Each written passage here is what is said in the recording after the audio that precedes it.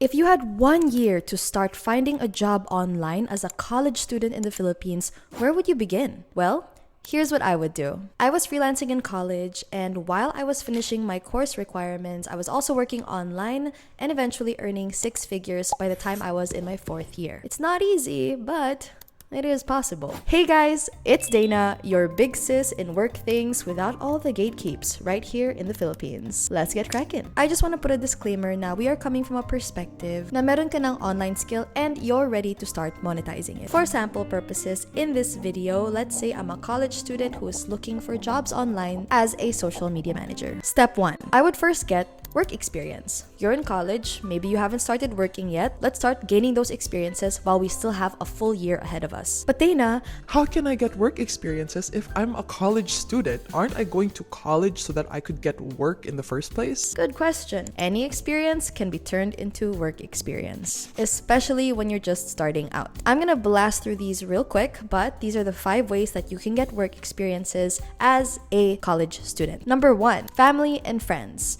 Because you already know a little bit of social media management with your own account, then let's go ahead and ask our family and friends if they have businesses, or maybe if they have parties or events and they want to have a social media account that is tailored para lang sa event na yon. You can contact your friend and say, "Hi Lydia, pwede mo ako gawing social media manager para sa Instagram account mo kahit for 3 to 6 months lang muna. And in return, you can buy me coffee in class." Feel free to ask your family and friends and help them out in the certain areas that you want to grow experience in. Second, school. In school, let's say merong social media account yung isang school club na in-enter mo, then you can go ahead and ask them, "Hey, can I manage the social media account for this so-and-so school organization or school club?" There's so many different places. You just have to get out of your comfort zone and ask people, where can I help with your social media management needs? And if they say, "Oh, we already have someone to do graphic design," you can say, "Well, do you have someone who can schedule, who can write the captions?" Number 3, passion projects. If you have your own business, if you're trying to buy and sell mga clothes or mga makeup and jewelry, then you create an online account for it and you practice your social media management skills there. And you can use that as part of your experience. Number 4, X deals. So X deals is basically when one business says to another business, "Hey, I can offer you XYZ. In return, can you offer me XYZ?" They don't actually exchange pera para sa mga services, but they will exchange experience, testimony, and services. So for example, if I'm a social media manager and I go to a restaurant na local restaurant lang, na na-notice mo doesn't really have much of a social media presence, then you can say to them, Miss Bebang, I noticed na wala kayo masyadong social media content online. I'd like to help you out without any cost unless gusto niyo po mag-donate, but I would like to offer my services and in return, I request lang for a testimonial after so and so months of managing your socials. Then Miss Bebang would be like, "I bet." So there's really a lot of ways to go about it when it comes to X deals, but you do have to get out of your comfort zone and ask people. And number 5, which is very popular, are your internships. So this is very mandatory in schools. You have your OJT. If you want to do summer internships, you can work for companies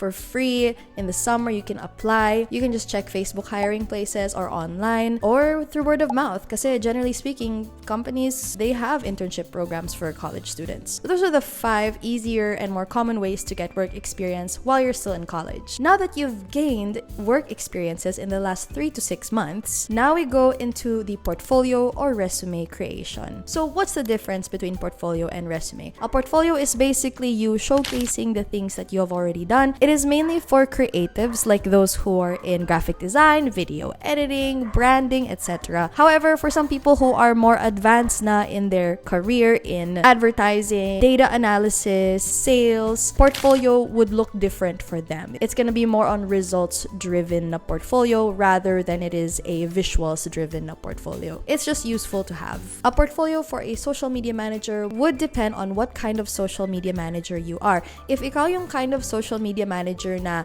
you do graphic design, you do a little bit of video editing, then I would recommend you to have a portfolio and showcase some of those things. You can also include copywriting in your portfolio. There are lots of samples online in terms of social media management portfolios. I'll link it down below in the description so you can check out what that looks like. But if wala ka pang experience talaga, let's say in graphics or in video editing, I have an AI portfolio template you can check out in the description below, including a video on how to create a portfolio without experience. But if you're not really in the creatives na industry and you're wanting to go into the more admin type work, you can actually go and create your resume. Actually, kahit nga kung creative ka, I still recommend you to make a resume. It's just useful to have. A resume is a list of experiences that you already have in specific jobs and specific companies. This also will include your biodata, your executive summary, and your references, your education. So parang complete package talaga siya. And summarized into 2 pages. Don't go past 3 pages, please lang. There are 2 types of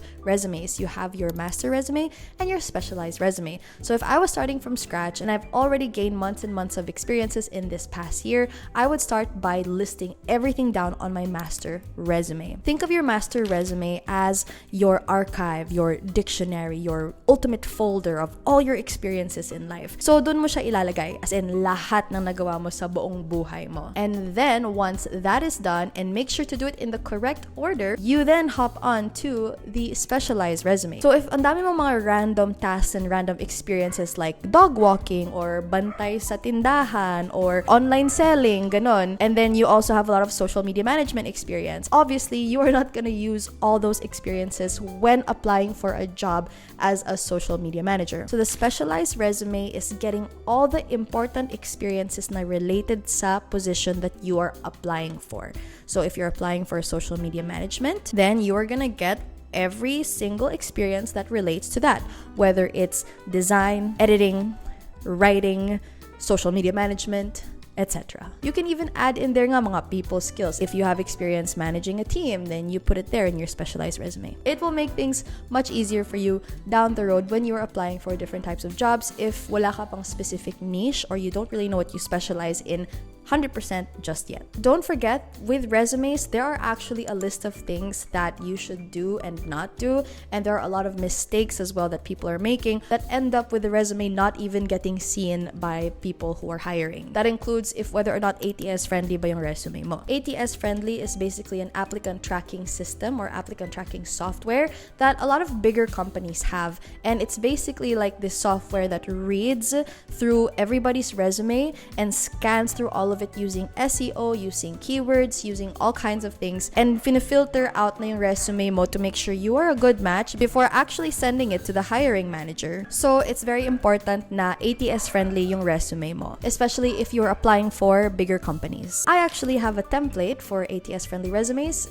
and it's for free, so you can check it out in the description below, as well as a tutorial video on how to make it. It's free. Number 3, make your cover letter skeleton. Bakit hindi template, Dana? Why skeleton? Well, that's because template is basically copy and paste and then that's it. You gots to get going, ganun na siya. But a skeleton is basically an outline or a framework that is very customizable depending on where you are applying. Kasi if you're only copy pasting your cover letter template, there's a very big chance, 99% chance, that you are going to get flagged or banned in certain websites from applying for jobs. So we gotta be safe, and it's better to add some effort than to just copy paste and then get banned. Guys, we are trying to get a job over here, okay? So your cover letter is basically the email that you are gonna be sending to employers when you want to apply for a job. Let's say it's a dating app. If you're on Tinder, your cover letter is your picture. Basically, is your cover letter or picture good enough that people are going to want to click and look at your bio, which in this case would be your resume? So the cover letter is like the first line of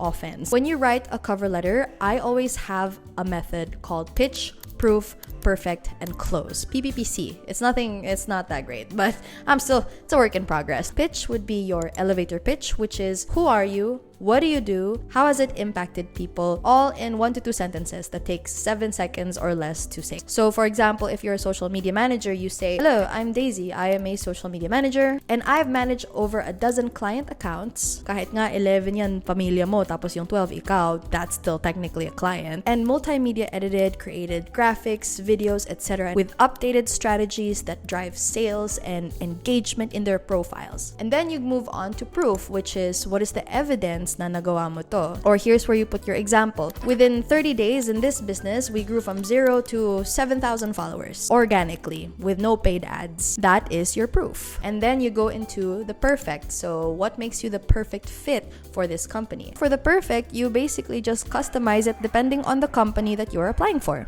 I notice in your company, you really care about storytelling. That is something that I like to convey when I manage my clients' socials. So I really believe I would be a perfect fit for your company. And then you move on to your close, which is basically where you tell them what to do next if they choose to move forward. I would love to discuss further on how I can help your business. You can also see my resume attached or my portfolio to learn more. Looking forward to meeting you. Sincerely, Daisy. It's a type of closing statement. Now you give them an instruction on what to do next and you end it confidently. You know who you are, you know where you place yourself. Solid. So basically, that's your skeleton. But you have to make sure you do the research on the company that you're applying for. Kasi you don't want to just create fake stuff in your cover letter. You want to be very genuine and you want to show the company that you did your research. So make sure to do your research first before you actually write the cover letter. Figure out what is it that company A has in common with you so that you can meet that in your cover letter. It'll show them na attentive to details ka. So even though you have this cover letter skeleton, make sure you customize it depending on the company that you are applying for. Step number 4, make online job platform accounts. So whether or not that's Upwork, Fiverr, onlinejobs.ph, etc., create the account and make sure that you can verify it as much as possible without having to pay. Just go for a free account. We'll start there. Congratulations! You can now start shopping for jobs online. But when looking for jobs, you also have to be careful for scams, employers that are very unprofessional. I have a whole video about that on how to identify online work scams. I will also leave that in the description below. Also, when making an account in these platforms, you have to make sure what type of work are you looking for.